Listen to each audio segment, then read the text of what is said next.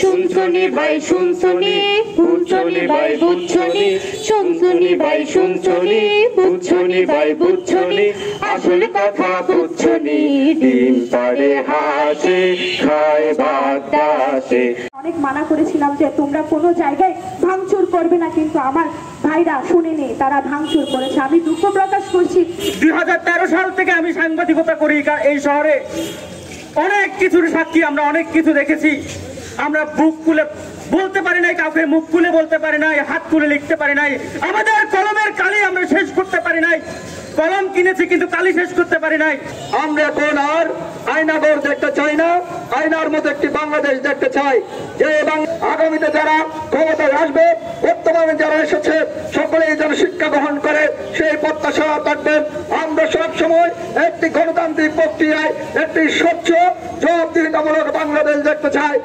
একটি নতুন বাংলাদেশ গঠন করবার যে শপথ নিয়েছি আমরা, সেই নতুন বাংলাদেশ গঠন করবার শপথে আমরা সকলে একটি গণ অভ্যুত্থানের মধ্য দিয়ে নতুন বাংলাদেশ বিনির্মাণের স্বপ্ন দেখছি।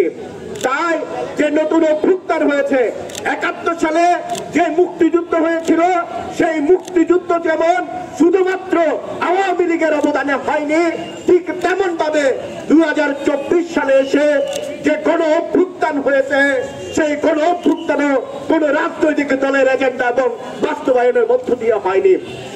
আমাদের সমস্ত আন্দোলন সংগ্রামগুলো আমাদের সকল ছাত্র জনতা বুকে বুক রেখে, কাঁধে কাঁধ রেখে করে বিজয় ছিনিয়ে আনে, এবং সেই বিজয় আমাদেরকে অন্য কেউ ব্যাহত করতে চায়, সেটি আর হতে দেওয়া যাবে না।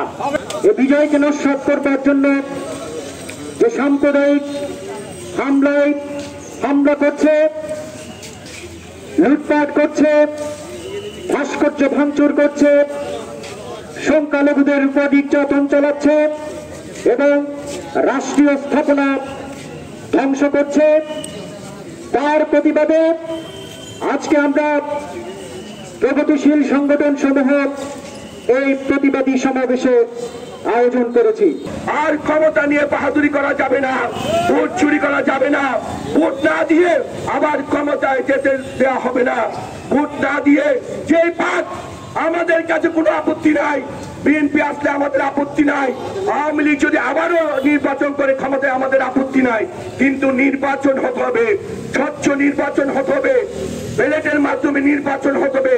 জনগণ যাকে চায় সেই যাবে সংসদে।